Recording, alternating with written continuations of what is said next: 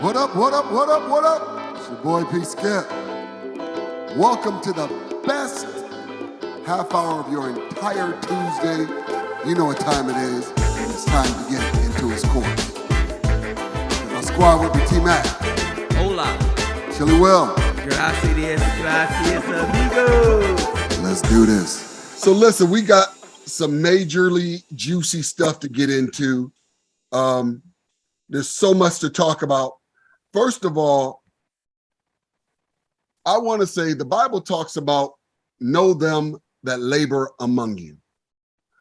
And I said that because Coach Herm Edwards of the Arizona State Sun Devils, which is a college in Arizona, he's the head football coach, and he was recently released. And they did him so dirty that right after he lost a game, the athletic director and I think the dean met him on the field and fired him. Met him on the field and fired him.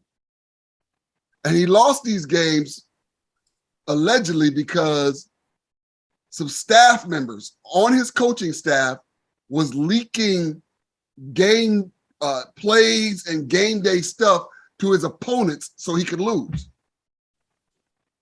My question is, first of all, as a Christian, the Bible says, am I my brother's keeper?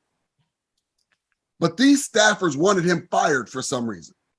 They didn't want him. Now, Herm Edwards has been a professional NFL football player and an NFL coach.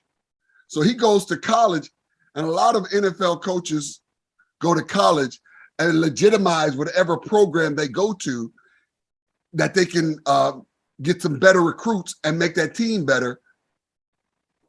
But this particular situation, whatever staffer didn't like him or staffers didn't like him, was given pretty much his playbook, treating him like water boy, giving his playbook to opposing opponents. What do you do with something like that?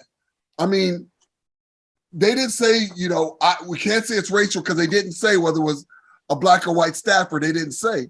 All they said it was somebody on his staff backstabbing. They smile in your face all the time. You want to take your place. The backstabbers. Will, you've dealt with some stuff. All of us have dealt with people like that who just trying to sabotage whatever type of success we have because maybe they should feel like they should have got that job and they didn't. All of us have dealt with those type of people. What do you do with somebody like this and they cost you your job? They succeeded in what they were attempting to do. I would say probably the best thing for you to do is this the time to really show your true belief in the Lord and the belief that you are a Christian. And this is an opportunity to be as Christ-like as you possibly could be. Because really, honestly, sometimes you want to really maim somebody. You really want to do them really bad. And you just have to that turn the other cheek type thing. You have to do that. You have to have faith in the Lord, faith that, God is overseeing everything, that he has something better for you. Maybe it was a situation where you probably was needed somewhere else and you wasn't going to leave. So something had to happen to make you leave. But it's really, really, really, it's really a feeling where, we've all had times where we really wanted to lay hands on somebody in a serious way. And this is definitely one of those cases. But I would say, and I know both of you guys have done this, sometimes you have to leave it in the hands of the Lord. Absolutely. And this is one of those times where, just so you don't make it worse, or just so you don't cause even more problems, you have to pray on it and let God be the judge on this one. That would be my position on it, and that's been my position on it because it's been several times in life, from a child all the way up to 2 weeks ago. Somebody can get under your skin and you really want to even the score, really want to, they test your resolve. Right. But those are the times where you really have to be, especially if you got kids and children looking at you, where you really got to be an example and say, you know what, I want to be more Christ-like, and this is my opportunity to do that. Tim. Mm-hmm. Yeah, I mean, I think this situation is pretty troubling. I mean, if the allegations are true that he had some, Benedict Arnolds on his own coaching staff, that, it's one thing that, not like, the boss or feel some kind of way, but to actively sabotage efforts to be successful for the sole purpose of making, the ship sink, Titanic wise, is really, really unfortunate. It's very, very crass. It's egregious and just way out of order. I mean, and it's kind of bizarre given that Herm Edwards, Coach Edwards just came to the squad circa 2018-ish or so. Right. And, had successful seasons in his first couple of years. I think his record overall is like 26-20. So I think he's above 500. He's gone to bowl games, won bowl games, and I think he's undefeated against Arizona State's arch rival, Arizona, the Wildcats. Usually, if you can beat the arch rival team, that's usually enough to kind of salvage your coaching career, at any particular school. If you have a hardcore in-state rival such as Arizona State has had. The other thing that makes this a little bit bizarre is that he had just signed a 4-year extension in 2020 to coach through 2024. And so here we are now, just a short time after, having what seems to be a very acrimonious departure or split between him and the university. It is going to be interesting to hear how this kind of plays out. Did a particular thing happen? Was there one particular event? Was it building? And who was it that caused the fissure? Because it seems from other, pieces of, information that's been out there, different articles and stuff, that him and the athletic director had a pretty, amicable relationship. Didn't seem to be that much drama. And usually, again, when you bring in the new coach, usually first impressions are hardest to erase. And his first impressions were wins, winning seasons, and bowl wins, which brings millions of dollars to the schools on an annual basis. So I don't know what deteriorated, so fast and so quickly. Hopefully for him, like Will has said, he can continue to walk in a way where he is circumspect in his speech and restraining, his own personal anger to, not knock anybody out. I believe he is a believer, so he has hopefully his Christian faith to rely on in this particular instance. And he's been a winner, where he, everywhere he's gone. I mean, he coached a couple playoff teams when he was in the NFL, and hopefully he can bounce back if he wants to continue coaching. I think he's just under maybe 70 years old or somewhere around there, so he might not want to go through the rigors of coaching anymore. But this is a very bizarre situation. And again, to wrap this up, if it was, leaks on his coaching staff that would do something so just low down, man, and just out of order, that's super unfortunate. And they ought to also face some stiff repercussions for doing something so egregious. What's really sad is sad and good. It's bittersweet. And that is when, as a Christian, when you get something like this happens to you, you got all eyes on you looking at what is going to be your response. And they want to see, well, is he human or is he superhuman? How is he going to react? Is he going to react godly, or is he just going to go flat out in and act like, what they're expecting us to act like an in, And so he's in between a rock and a hard place. But I think what's going to end up happening, there's going to be some lawsuits if that's what happened. If that's what happens, there's definitely going to be some lawsuits the Arizona State firing him is probably going to be the most expensive firing they've ever done. That's a fact. Because if you are fired for losses that your people on your staff, which is also employed by you, Arizona State, gave away information to add to my loss record, that could have added like 5-6 losses to my record, and then you fire me for that loss record, then that's on you. And I think there could be some lawsuits that could come after that. But let's keep this moving, man. Speaking of folks getting fired, we have two major firings that just happened. Here in the state of Wisconsin, Wisconsin football's head coach just got fired because he lost to Illinois something fierce. And they fired him right after the game. And I think he's like one of the first coaches in Wisconsin history that's ever been fired in mid-season. Correct me if I'm wrong, because everybody else, they just let him, play out to the end of the season and then they let him go. But they had it with him right after the game. They're like, listen, come here, bro. We need to talk. meet me in the office. No, you don't have to bring nothing. You'll be taking stuff with you when we're done. And so it's just amazing how there's like a cancel culture that's happening in football right now. Folks is getting fired left and right. And I don't know how bad his record was, but I don't think it was bad enough to be fired mid-season. But I'm not the dean. I don't know I don't know if he lost the locker room. I don't know if his staff I don't know what's going on. I'm not the AD. And so we'll see what else comes out of it. But we do know whatever it was, it took swift punishment for that loss. What do you think, Tim? Yeah, I think that cancel culture, I guess, is definitely in full swing. Right. I was just a little surprised that they got rid of him mid-season. Not surprised that he was shown the door.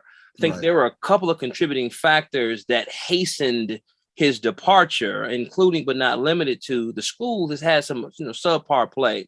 We were kind of tickling maybe that elite level, or so we thought. It might have been a figment of our imagination just a few short years ago when Russell Wilson was quarterbacking at circa 2016, 17-ish, and thought we could come within a game or two of playing for the national championship. There's been a precipitous fall since that time over the last several seasons, as evident by Wisconsin's 1-9 record in their last 10 games against ranked teams. Yep. This year, we also laid that egg against Ohio State, although we were outmatched. I think there was some level of expectation that the team would be a bit more competitive and not get blown out by 3 or 4 touchdowns, being down 28-0 in the first quarter on national TV. That was tough to take. Then you follow that up in short order with this loss to Illinois, which I believe was our first loss to them at home in like 20 years or so. So it kind of was a piling on piece. And I think that the other thread that was there in that fabric also was the fact that our defensive backs coach, defensive coordinator, Jim Leonhard, Wisconsin native son, high school star, stud at UW, had been really making a name for himself with that defensive unit, and his name had been increasingly mentioned as maybe being plucked away or poached from us to get another head coaching job someplace else. And the brass in the boosters and the athletic department were like, well, hey, we have to create an opportunity for him because we don't want him to leave. And Coach Chryst didn't put up too much resistance to that with his play or the play of the team. And so I think that those combinations of factors had the brass to say, you know what, let's just pull the plug now. This season is just about done. We've been embarrassed. We kind of want to figure out a way to do this now. We can take, the losses and the apparent demise of the program as the scapegoat to open up a way for Jim Leonhard to get in, and hopefully he can be this rising star that he promises to be, and we can return the program back to prominence and maybe even cross over from being a perennial good competitive squad to getting into the upper echelons of the elites. Yeah, it's unfortunate what happened to the coach, because from what I hear and I've heard from several people that everybody likes him. I haven't heard nobody say that they don't like him, that they have personality clashes with him, that he treats everybody with respect. He carries himself with dignity. He he's an upstanding guy all around the board. He's a great guy to be in front of young, impressionable men. So them firing him, I think it boils down to what it always boils down to: money. Mm-hmm. The program just lost 3 games in a row. Mm-hmm. I can't remember the last time the Badgers lost 3 games in a row. They lost to Washington State at home. Yeah. I At think that was home. the biggest loss for him. I think that was like really the last nail in the coffin. Yeah. And they were trying to Yeah. see, so he won the next game, but then he lost again, and they was like, nah. He barely won the next game. Right. Yeah. Right. And then they got embarrassed on national TV, and then they lost to Illinois, and Illinois is not known for football at all. No. So you lose a lot of money. You lose a lot of kids want to go to championship type schools. They want to go to winning programs. So you lose all around the board when you're not winning. The Big Ten is a great conference to be in, but it's expanding. So it's some other teams that's coming from other parts of the country, particularly California, that are going to be in the conference now.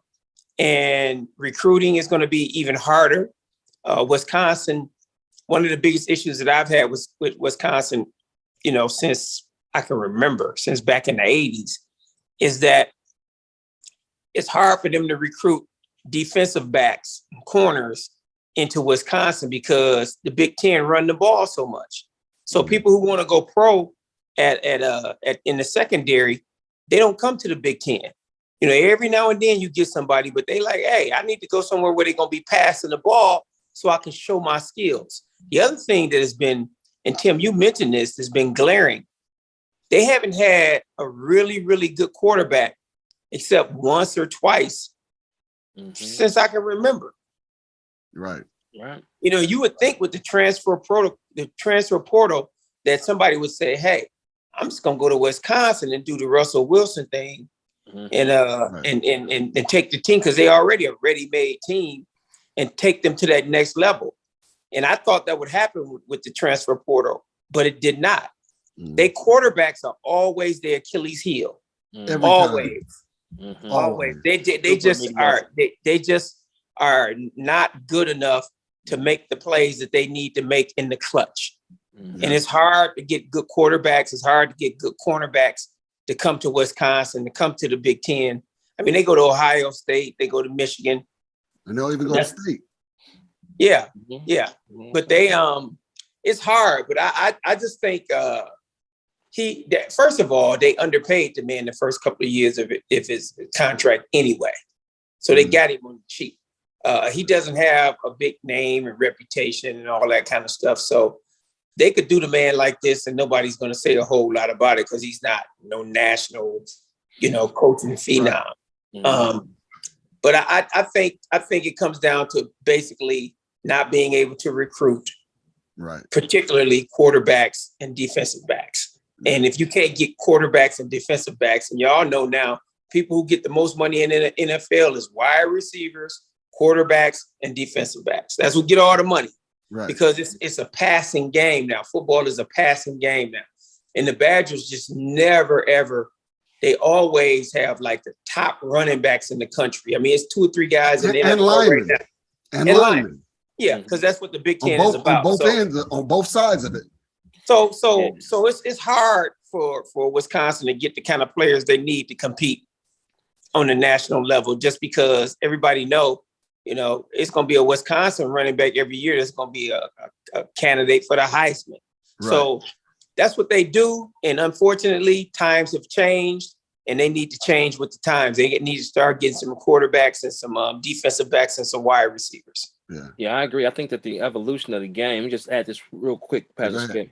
The evolution of the game is such that we don't want to go the way of Nebraska, where we become, just an obsolete squad that try to win with a style that is obsolete now. Right. And we do have a glimmer of hope in that there's a young man, from Wisconsin, from Franklin. Shout out to Miles Burkett. Out there, they won a championship in high school. He was state player of the year, I believe, all state, 14-0, and he's supposed to have a gun. So if he can get some reps as, a freshman, maybe our future, his sophomore, junior year, he can get some playing time and show that we've evolved that quarterback and he can be Russell Wilson like. Yeah. You know, the other thing is for me with Wisconsin is you're also dealing with their academic standards are such that you can't get certain players in. Certain players just can't make it. And that's not with all Big Tens, but it is with Wisconsin. So they have such a high academic standard that it causes certain players to go, I'm not going there. You know, I'd love to go run for Wisconsin. I'd love to go be a receiver or I'd love to be a quarterback. But the academic standards are so high, I don't know if I can cut the mustard and make it and stay there. You know, so there's just some things that if Wisconsin, but here's the other thing, I'm gonna say this, and then we'll go to the next subject. Wisconsin is going to have to lower their academic standards because now you got these Pac-10 schools that are coming in. Mm-hmm. You got these 2 Pac-10s that are going to be in 25 or 24? I think 24. I think 24. We'll finesse that language in terms of not saying they'll have to lower them because we don't want to compromise that, but be a bit more flexible in how they work with students and their academic acumen may be a more appropriate way to put that out there. You don't want to lower the standards? I mean, it's the flagship university. It is, the state school, and nothing wrong with somebody saying, I got some standards. I just think that there are ways that they can still maintain their academic, standards, but have some flexibility with it, such that they're able to still attract those blue chip elite guys. Because to Pastor Skip's point, going back to the U of old, one of the things that when the Miami Hurricanes were really establishing that dynasty from the early 80s on, I think the last championship might have been in 2003 or so, was the fact that when Howard Schnellenberger, the coach then, and Jimmy Johnson, when they first started recruiting players, they made it a point saying, hey, a lot of these guys typically might not have been able to come to our school, but we made, some adjustments with flexibility so that they can go ahead and get some eligibility. And we saw, what that did. Now, in some respects, they went a little overboard and got some gangsters too, and had to do a complete overhaul of what they were doing. But for Wisconsin, I think there is enough wiggle room there if there's the political will to be able to have flexible academic standards and not lower your integrity of how you do your academics. Because, of course, college athletics is supposed to be, athletic students or student athletes as opposed to athletic students. So I think they could go ahead and pull off both. But the question is, do they want to? Are they good? Are they cool with just, hey, we're cool with just being a good team that's competitive every year? Or do you want to win a championship? And to win a championship, quite frankly, you're going to need some dogs. And sometimes those dogs might need some flexibility on that academic tip. Right. And when you have dogs, expect them to bite once in a while. Expect them to bite what dogs do. That's a fact. So, but we got to move real quickly, fellas. First of all, another firing. The NFL Players Union fired the concussion doctor who didn't diagnose Miami's quarterback. Tua Tagovailoa. Yeah, whatever, dude. It's a T squared. Yeah, double T's. And it should have been addressed immediately after he got up off the floor in the first game and almost fell back down, and one of his players had to catch him. And then you put him right back out there on not even a 7 days rest. He played Sunday and had the concussion. You put him back out there Thursday. He gets slammed to the ground so hard that his hands get stuck in a position. Like, you put that man's life in danger. Paralysis. Mm-hmm. So what's crazy is the Players Association fired the cat. Not Miami. Not the team. Not the owner. the Players Association had to say, this dude's fired. That to me, what does that say about the Miami, organization, that you got to have the players got to step in and say, this dude can't be on the field no more. Hey, Miami is roguish, and I think that the appropriate thing in firing the doctor, I think it was a scapegoat situation. I do too. Everybody, Tim. you know what I'm saying? I do too. Everybody saw that my man was woozy. Right. He was punch drunk, knocked out. He didn't have no business going back in the game. And after the game, their coach was talking in a way that wasn't really confident at all. Like he was straight lying through his teeth. It seemed like saying, well, no, it was actually his back. We did every program. No, man, y'all had the pressure of, to Will's point earlier about that bread. Hey, get back out there. If you can, walk at all, you're going to do it. Get on back out. And it came back to bite him. Remember, Brian Flores, the former coach of Miami, had just come off some allegations of the organization tanking games and doing some other things that were kind of nefarious. So their reputation precedes them in terms of, are we looking out for the best interest of the players or not?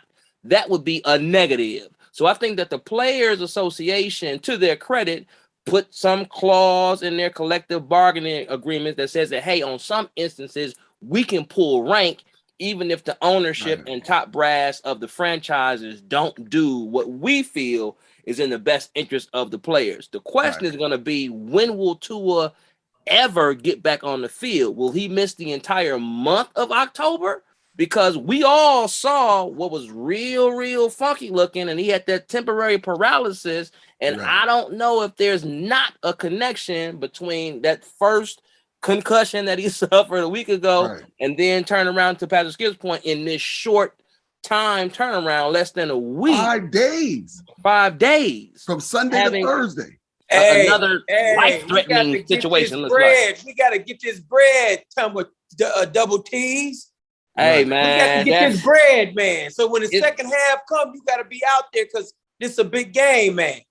Yeah, that's what happened. The question is, right. The question is, any given Sunday. How long will that continue? Will this be just a flash in the pans, and as we go on with the rest of the season, this will be forgotten and players will continue to be gladiators, or will we have substantive, long-lasting change because of what we all saw in that game? Well, we've seen it already in games. We're watching games now. They super duper careful with somebody hitting their head. And y'all know, Tim, you played football. I played middle school and high school football. I played quarterback. It's a lot of people who getting banged up like that because it's the quarterback. They make a big deal out of it. The running back get hit 9 times every play. Right. The linemen, they going at each other like they Rams. So it's a lot of concussions going on. But because it's a quarterback, now all of a sudden we got to look into it in detail and treat it a different way. Tim, I agree with you 100%. Y'all, the first and foremost, y'all supposed to be protecting the players. Right. No matter if you're a quarterback, wide receiver, or a punter, we got to protect human beings. And we all see that that's not the case. Because this man was who he was and he was needed in a certain way, they put that man out. You may be right. That's hey, there was so much more I wanted to get to, but we'll get to it next week. Listen, meet us back here, the same bat time, same bat channel, for the #1 faith-based sports talk show in the entire world, Into His Courts, every Tuesday from 7 to 7:30 p.m. on Joy 1340 AM, 98.7 FM. Until next week, have an amazing week. Peace.